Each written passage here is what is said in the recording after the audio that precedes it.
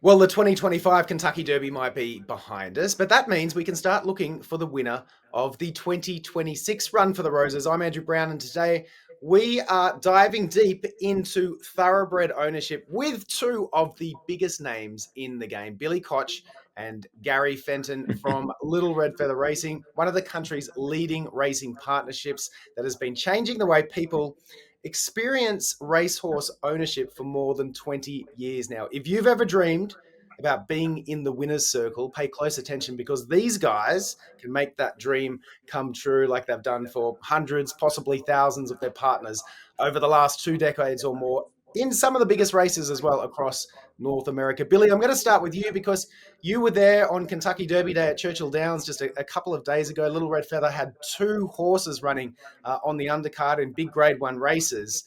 Lots of partners there. What was that whole experience like for those Little Red Feather racing partners? Well, you can hear it in my voice, Andrew. I'm still a little rough after the weekend. It was quite a thrill. Derby Day at Churchill Downs is one of the, if not the biggest day in North American racing. And the Little Red Feather partners showed up. We had a great time. Both horses ran very, very well, although we didn't prove best. We had a blast, and that's really the LRF brand is enjoy the day, go out and root for your horses, support the crew, and support the team. And they came out in full force, and it was just a tremendous day. It was a lot of fun. If you're not sounding like the way you sound, Billy, 2 days after the Kentucky Derby, then you haven't done it right. So you've clearly done it right. And all the partners I know had a great time there. And Ironman Cal and Gold Phoenix both ran extremely well. Yeah, what a fantastic Derby it was. Well, Gary, if somebody wants to be there on Kentucky Derby Day next year with you, Billy, and the crew, let's start with the basics. How does someone actually go about investing in a racehorse with Little Red Feather Racing? Well, Andrew, it's really the most common question that we get is how do we do this? And the first step is really finding a syndicate like Little Red Feather, one of the more established racing partnerships, known for allowing investors to buy shares, often starting around 2.5%. You're not buying the whole horse, just a portion of it. Minimum buy-ins can be anywhere from 7,500 to 25,000 and up, depending on the horse, and you share in the expenses and the earnings as they come in. So the best way is really to contact us and review one of the offerings that we have. And we have generally a plethora of different types of horses to come in. We have partners who only want that dream to be in the winter circle at the Kentucky Derby. So they buy 2-year-old or yearling colts. We have others that are a little bit more fiscally responsible, I like to say, and they buy fillies that generally have a better chance of having residual value. Once you do that, then you kind of review the offering and see what fits into your budget. It really is up to you on your type of budget and where you want to invest in. And after that, it's time to sign the contract and make the investment. But the best part of all is that after you make it, staying involved. And that means the constant communication that Little Red Feather has in terms of training and racing updates. You have all access to the racetrack at all times as a partner with Little Red Feather. So that means going to the backside with your family, enjoying getting to know these horses.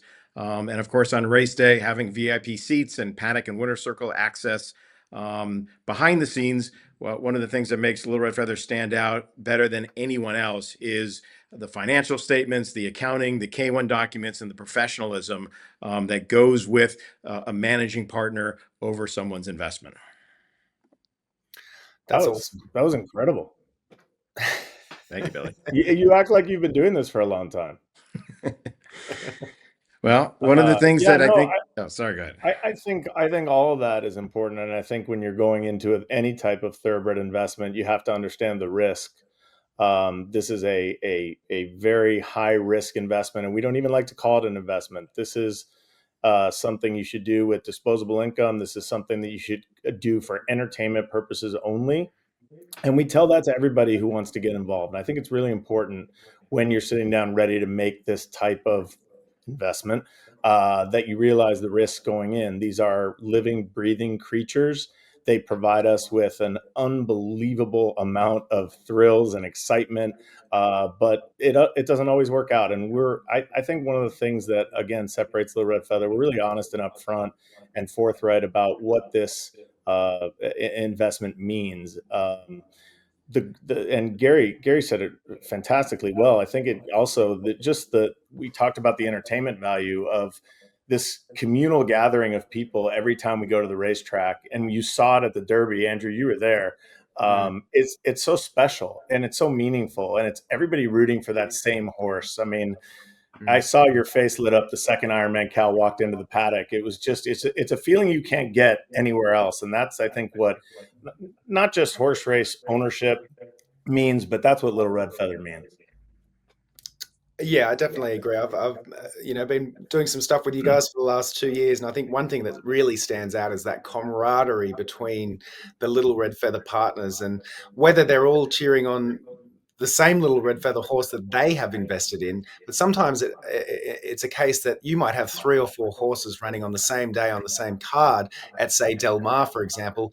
They're also rooting for the other Little Red Feather partners and their Yeah. horses that perhaps they haven't invested in that particular one. So everybody is rooting for one another, and it's just this great sense of camaraderie and everybody getting in the paddock before the race and seeing each other for the first time in a couple of weeks and catching up. It's fantastic stuff. So we've kind of already touched on it a little bit, but we get to this sort of value add component after you've invested in your racehorse beyond the share of the hopefully next superstar.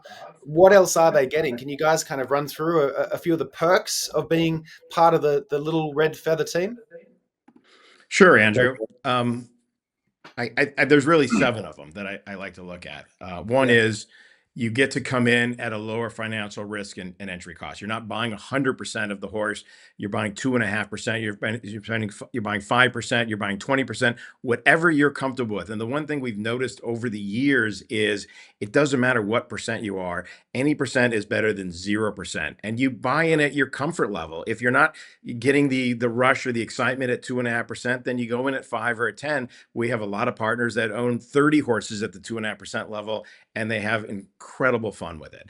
The second thing you get is professional management. Billy and I have been doing this for over 20 years now, and we provide soup to nut service in terms of hand holding, educating our partners. The best thing a new partner can do when investing in horses is go in with someone who knows what they're doing and can walk someone through that investment. The third thing is we have access to high quality horses. There are 20 horses that go in the starting gate at Churchill Downs every year for the Kentucky Derby, and it's really out of a small pool that can really get in there. Sometimes there's a long shot that can find their way in, but for the most part, unless you're part of the 500 or the 600 or 700 horses that are at that high quality test, if you will, it's hard to find yourself in that starting gate. The other thing that we do is because of, like you said, Andrew, the community aspect of it. It's not that much fun when we go to the racetrack and it's like a Thursday or a Friday and no partners are there and it's just Billy and I, and we're in the winner circle just staring at each other. Part of the investment is meeting new like-minded friends and having that communal experience.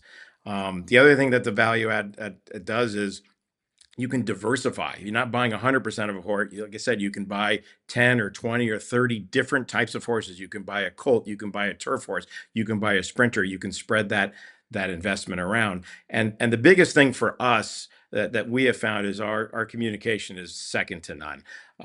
You get emails almost daily in terms of anything and everything that's going on with your horse, whether it's the breeze in the morning or races that we're thinking about. We are available 24/7, and it's not fun to invest in a horse if you don't know exactly what's going on with the horse, and we make it fun for you. The last thing is, and I know this is a question that gets asked of us a lot, is what is your exit strategy? We are a racing partnership. We're not a breeding partnership. So when the racing career is over, we find an avenue to end the partnership, whether it's selling off to a breeder, or finding a beautiful home for that horse. We know it's very important for our new partners to know that there's a start and an end to that partnership.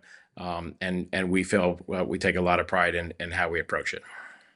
Well, we also started LRF Cares, which is our aftercare association that we make sure that every single LRF horse has a home when they're done racing. And I think a lot of people getting into this game, especially with the climate that we're currently under and the microscope that our industry is under, it's important to know how much we care about these horses, how well they're taken care of, and make absolutely sure that they are taken care of once their racing career is over.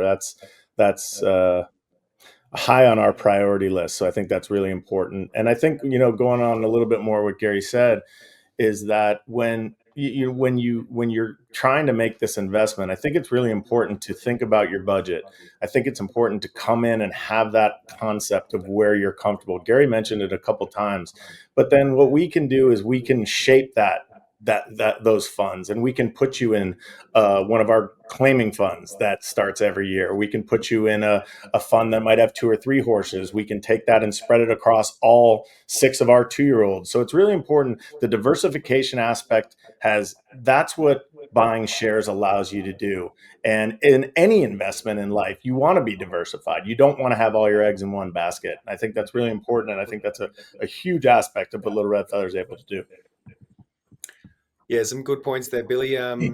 Particularly the aftercare side of things as well, which I think is very important for people. And these horses, they're so young when they're thoroughbred race horses, and they can live for 25, 30 plus years and go on and have incredible second careers as show jumpers or equestrian, even police horses, and it's also often wonderful following them beyond the racetrack. They've had a successful career on the track, and then they can go and have a successful career after being a racehorse as well. So that's really awesome. Gary, did you want to add something there as well? No, but I'll touch upon what you just said. One of the things that, because I'm thinking about the couple of times that we've been able to send a horse over and have a successful secondary career as a hunter jumper. When we send that email to the partners 4 years later or 5 years later, after the horse has been retrained, we get an email back from pretty much every partner, and the pride that they take in following the horse's career, not just as a racing career, but off to the secondary career. It's incredibly important and satisfying. That's great. Gentlemen, there's a few syndicates out there. I can't think of any other names off the top of my head right now, but what makes Little Red Feather Racing different? Do you want to start, Billy?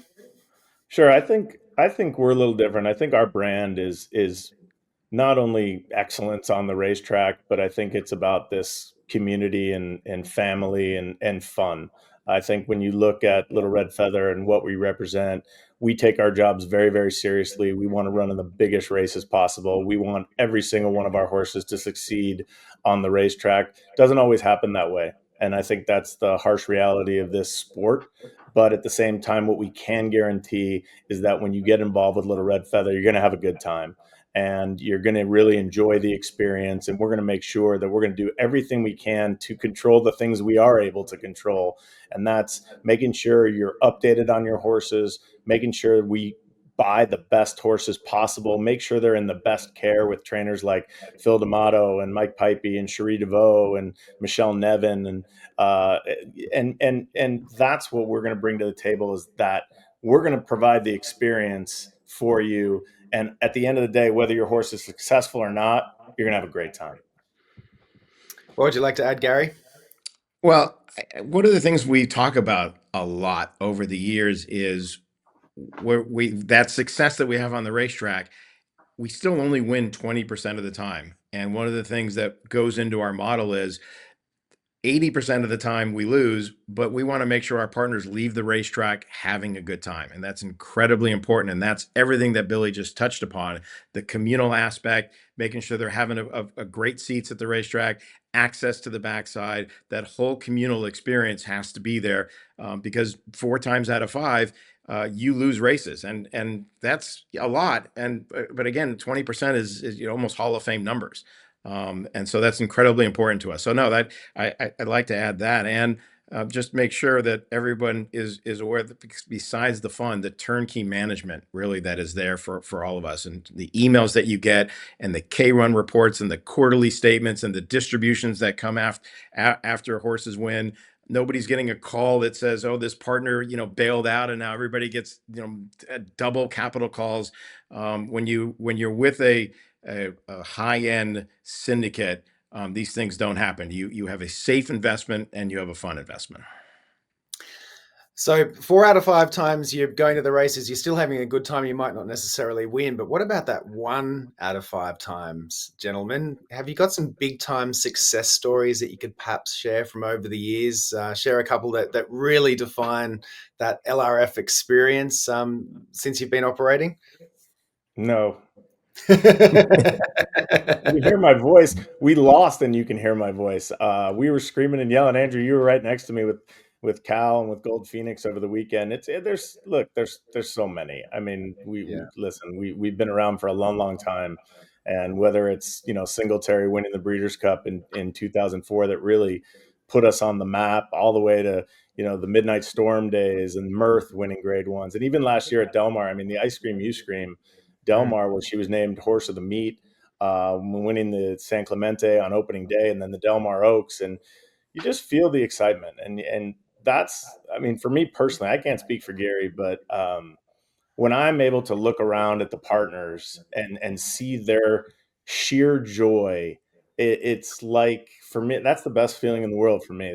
That's what I live for. I want to do my absolute very best to put these people who are spending their hard-earned money on racehorses into the winner's circle on big days, and just have all the hugs. I'm a hugger, so there's a lot of hugging going on. There's a lot of screaming going on, and it's just an incredible celebration. And that's what this is truly all about. Is those wins and those horses.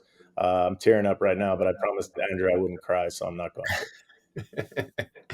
Yeah, that's great stuff. And I have both of you to thank for some of, I'm not going to say greatest experiences just in racing, but in my life. Like you mentioned the Breeders' Cup from last year, and I was lucky enough to invest in Ironman Cal with a couple of my friends from Australia who made the 30-hour trip up from Australia just to be there at the Breeders' Cup World Championships in Del Mar. And the mighty Ironman Cal, at the outside odds of 30-1.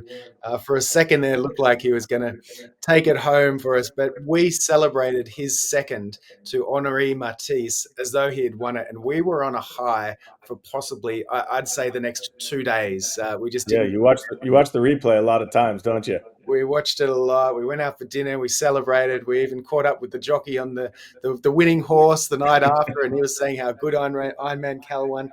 We still talk about it. It's now 9 months later, and we get together in our group of friends and talk about that day. It was just such a thrilling experience, and I've got you two to thank for that, for getting me involved in that horse. What about you, Gary? What stands out for you over the last few years?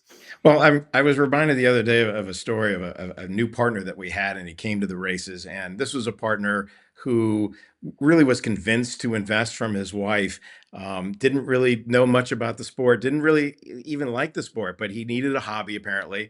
And we were having lunch before his horse was going to run for the very first time, and he was pummeling me with questions. And I was thinking to myself, this cat is not going to be around too long. He's asking too much about the losses and about the expenses, and I'm sitting here, we're at Santa Anita, it's a beautiful day, and I'm like, this guy just doesn't get it. Well, the race starts and his horse is dead last the entire way around until the top of the stretch, and I looked over and he is just steaming of, what did I do here?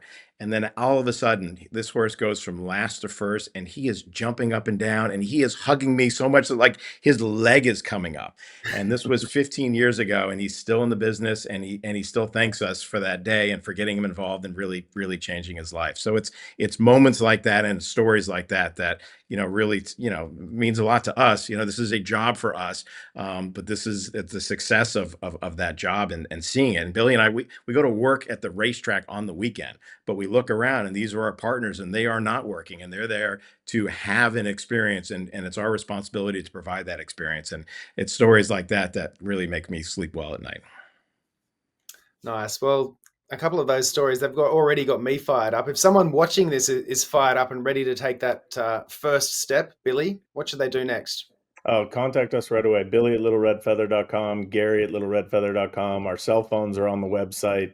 That's www.littleredfeather.com.